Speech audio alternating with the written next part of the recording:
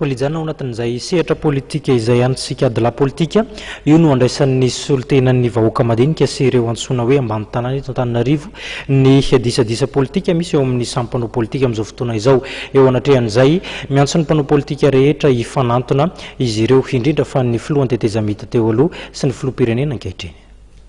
Ny antsoram-panao politika eto amin'ny firenena hifanatona ka ho ampitony ny ampopo ary jery tombontsoa ambony firenena ny solotenan'ny vahoaka madinika sy ambany tanàna androany.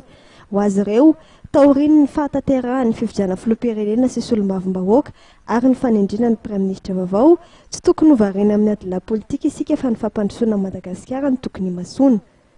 Manao antso avy aminareo miloha fidy rehetra izay mampirisitra anay vahoaka mba hifidy ny filoha ajona mampianina miangavy anareo rehetra mba hiara iasa amin'ny ankitsi-po tanteraka ho tombontsoa ambony firenena. Miangavy anareo mba hifanatona amin'ny maharay aman-dreny malagasy azy sy amin'ny mahafiloha voafidy tamin'ny fomba demokratika azy.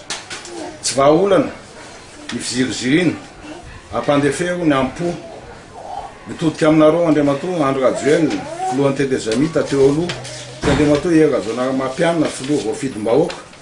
Miangavy anareo izahay mba hifanatona fa izany no vahaolana tsara sy lehibe indrindra andrasanay vahoaka. Ny fiaraha-miasa anareo no anisan'ny dingana goavana na tafitatsika ny tetezamita na tsy nisy famatsim-bola avy any ivelany azy.